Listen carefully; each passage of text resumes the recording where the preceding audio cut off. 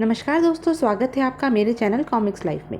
शुरू करते हैं क्रूक बॉन्ड सीरीज़ की एक और मज़ेदार कॉमिक्स, क्रूक बॉन्ड का इंतकाम। अब तक हमने देखा कि क्रूक बॉन्ड को एक रात ब्रूस ली की आत्मा मिली और उसके कहने पर क्रूक बॉन्ड वर्ल्ड मार्शल आर्ट कंपटीशन के मैदान पर उतर पड़ा। ब्रूस ली की आत्मा उसके शरीर में प्रविष्ट हो गई और उसने 10 लाख रुपए की इनामी प्रतियोगिता जीत ली।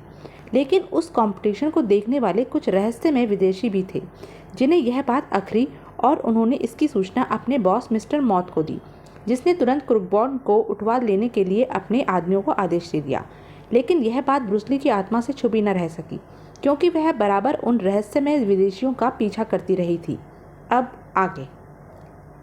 अगले दिन सुबह क्रूक बॉन्ड के शानदार ऑफिस में मोटू बोला, आहा बॉन्ड भैया, देखो देश के तमाम समाचार पत्रों में तुम्हारी फोटो और तुम्हारी महान जीत की खबर छुपी है। देखो देखो। क्रूक बॉन्ड बोला, अरे मूर्ख मोटू, तूने क्या हमें कोई छोटा मोटा आदमी समझ रखा है जो हम इन मामूली सी खबरों को पढ़कर खुश हो जाएंगे? अरे एक दिन देखना, पूरे विश्व के अखबारों में सिर्फ हमारे बारे में खबरें छपा करेंगी। इन अखबारों के ढेर को हमारे सामने से हटा और जल्दी से एक कप गर्मा गर्म कॉफ़ी हमारे ले ला। मोटू ने मुंह बिसूरते हुए अखबारों का ढेर उठाया और कुछ बुदबुदाता हुआ किचन की ओर चल पड़ा। लेकिन उसके वहां से हटते ही क्रूक बॉन्ड ने तुरंत मेज की दराज से सुबह का ताज़ा अखबार निकाला और प्रसन्नता से उछलता हुआ अपने बारे में छपी खबरें पढ़ने लगा। क्रूक बॉन्ड ने सोचा, वाह रे बेटे क्रूक बॉन्ड, आज मार लिया तूने मैदान। उधर क्रूक बॉन्ड के ऑफिस के बाहर कुछ दूरी पर मिस्टर ब्राइट ने कहा, मौका अच्छा है। इस समय इन दोनों छोकरों के अलावा कोई तीसरा नहीं है। उस 30 बार खां की औलाद पर आसानी से काबू पाया जा सकता है। मिस्टर फॉक्स बोले, वह तो ठीक है मिस्टर ब्राइट, लेकिन आप यह क्यों भूल रहे हैं कि वह कुंफू मास्टर है।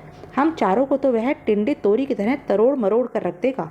ब्राइट ने कहा, इस ऑटोमेटिक रिवॉल्वर के सामने उसका सारा मार्शल आर्ट धरा रह जाएगा मिस्टर पीटर। फॉक्स बोला, मिस्टर ब्राइट ठीक कह रहे हैं मिस्टर पीटर, फिर मेरे पास हैंड ग्रेनेड भी है, इसे देखकर उसकी गिग्गी बन जाएगी। अपने दूसरे साथी की बात सुनकर पीटर फिर कुछ नहीं बोला। ब्राइट ने कहा, मिस्टर माइक, आप कार का इंजन स्टार्ट रखना, हमें एक क्षण भी व्यर्थ नहीं गंवाना है, वरना हमें लेने के देने भी पड़ सकते हैं। माइक ने कहा, ओके मिस्टर ब्राइट, आप बिल्कुल निश्चिंत रहें। फिर एक को कार ही में छोड़कर तीनों विदेशी तेजी से क्रूक बॉन्ड के ऑफिस की ओर बढ़े। ब्रूस ली ने सोचा, बस मैं अब अपनी मंजिल से कुछ ही दूर हूँ। उन्हें इस बात की अब भी भनक नहीं थी कि ब्रूस ली की आत्मा बराबर उन पर नजर रखे हुए है। लेकिन तभी पुलिस की गाड़ियां उन तीनों के पास से गुजरती हुई क्रूक बॉन्ड के ऑफिस के ठीक सामने आकर रुकी। पटाखा सिंह ने कहा, जल्दी से नीचे उतरो। ब्राइट बोला, सत्यानाश, यह पुलिस फोर्स अचानक बीच में कहाँ से आ टपकी? फोक्स ने कहा, मेरी तो कुछ समझ में नहीं आ रहा, कहीं उस शैतान ने ही तो पुलिस को नहीं बुलवाया। पीटर बोला, यही हो सकता है, शायद उसे अपने अपहरण किए जाने का किसी तरह पता चल गया होगा। और ब्राइट ने कहा, यह सब बेकार की बातें हैं। हम चारों और बॉस के अलावा यह कोई नहीं जानता कि हम उसका अपहरण करने वाले हैं। हो सकता है कोई अन्य कारण हो। आओ मालूम करते हैं। भीड़ में शामिल होने से कोई हम पर संदेह भी नहीं कर सकेगा। ब्रूस ली ने सोचा, मामला वास्तव में कुछ गड़बड़ लगता है, मुझे भी भीड़ में शामिल होना चाहिए। इधर क्रूक बॉन्ड बोला, अरे अंकल, आप कहिए कैसे आना हुआ? कहीं आप भी मुझे मुबारकबाद तो देने नहीं आए? पटाखा सिंह ने कहा, मुझे अफसोस है भतीजे, इस समय मैं तुम्हें मुबारकबाद देने नहीं बल्कि गिरफ्तार करने आया हूँ। क्रूक बॉन्ड ने कहा, क्या? मोटू बोला, ओह नहीं। थानेदार पटाखा सिंह की बात सुनकर क्रूक बॉन्ड के चेले मनमौजी को भी जैसे शौक पहुंचा हो और वह भौंकने लगा। धमाका सिंह बोला, अबे कुत्ते की दुम, तू क्यों शोर मचा रहा है? जो जैसा करेगा वो वैसा ही भरेगा, तू चुप कर। मनमौजी ने भौंकना बंद किया तो धमाका सिंह खामोश खड़े क्रूक बॉन्ड की ओर पलटा और बोला, क्यों बे जासूस की दुम, अब तेरी कतरनी सी जुबान कैसे बंद हो गई? कहाँ गई तेरी जासूसी, पैंतरेबाजी और चालाकी? अब भुगतना मुझे मूर्ख बनाने की सजा। सिपाहियों, गिरफ्तार कर लो इस धोखेबाज 420 को। क्रूक बॉन्ड बोला, लेकिन पटाखा अंकल, मेरा कसूर क्या है? आखिर मुझे किस जुर्म में गिरफ्तार किया जा रहा है? धमाका सिंह ने कहा, जुर्म के बच्चे, क्या तेरा यह जुर्म कम है कि तूने पूरे देश के सामने मेरी नाक कटा दी? आज मैं तेरी खाल उतार कर ही छोड़ूंगा। पटाखा सिंह बोला, ठहरो हवलदार। धमाका सिंह ने कहा, साहब आप मुझे क्यों रोक रहे हैं? खींच लेने दीजिए आज मुझे इसकी खाल। कमबख्त ने मुझे किसी को भी मुंह दिखाने लायक नहीं रख छोड़ा। पटाखा सिंह बोला, अभी इस पर जुर्म साबित नहीं हुआ है हवलदार धमाका सिंह, यह फैसला अदालत करेगी कि तुम्हारा बेटा वास्तव में मुजरिम है अथवा नहीं। तुम्हें मुजरिम से व्यक्तिगत आक्रोश निकालने का कोई अधिकार नहीं। फिर तुम्हें यह भी नहीं भूलना चाहिए कि मुजरिम इस समय पुलिस हिरासत में है। धमाका सिंह ने कहा, सॉरी साहब, मैं क्रोध में वास्तव में कानून को भुला बैठा था। पटाखा सिंह बोला, ठीक है, कोई बात नहीं, सिपाहियों इसे गिरफ्तार कर लो और थाने ले चलो। क्रुकबॉन्ड बोला, लेकिन पटाखा अंकल, मुझे कम से कम यह तो बता दीजिए कि मेरा कसूर क्या है। पटाखा सिंह बोला, तुम्हें वर्ल्ड मार्शल आर्ट कंपटीशन में जाली कागजात एवं प्रमाण पत्र देकर भाग लेने के आरोप में गिरफ्तार किया जा रहा है मिस्टर क्रुकबॉन्ड। अब तुम्हें अपनी सफाई में जो कुछ भी कहना है अदालत में कहना। क्रुकबॉन्ड ने कहा, ओह। मोटू सोचने लगा, आह, यह बॉन्ड भैया ने क्या किया। उसके बाद क्रुकबॉन्ड ने पटाखा सिंह से कोई तर्क वितर्क नहीं किया और चुपचाप पुलिस दल के साथ हो लिया। ब्राइट ने कहा, उफ, सारा मामला गड़बड़ हो गया, पुलिस तो उसे गिरफ्तार करके ले जा रही है। पीटर बोला, बिल्कुल, इस हालत में तो उसका अपहरण भी नहीं किया जा सकता। फॉक्स ने कहा, फिर अब क्या करें।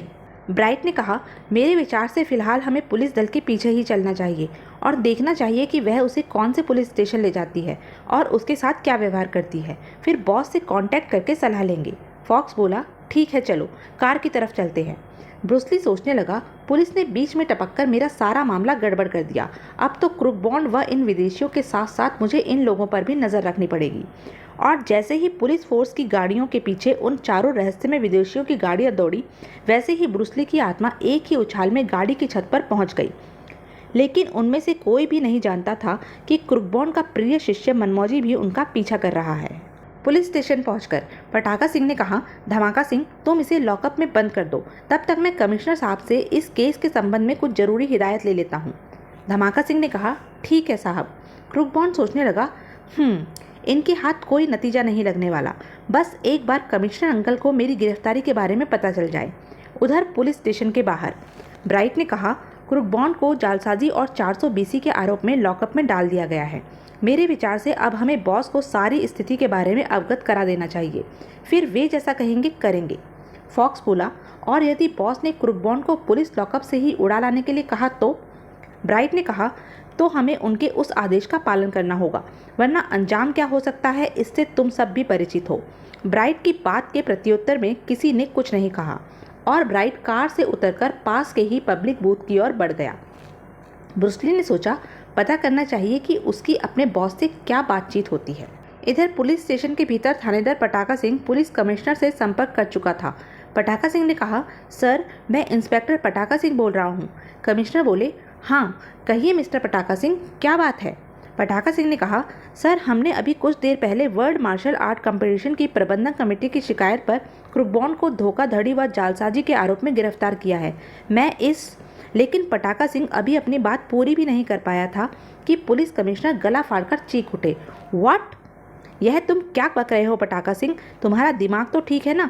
तुमने किसके आदेश पर क्रुकबॉन्ड को गिरफ्तार किया? जवाब दो। पटाखा सिंह ने कहा, सर, वो मैं।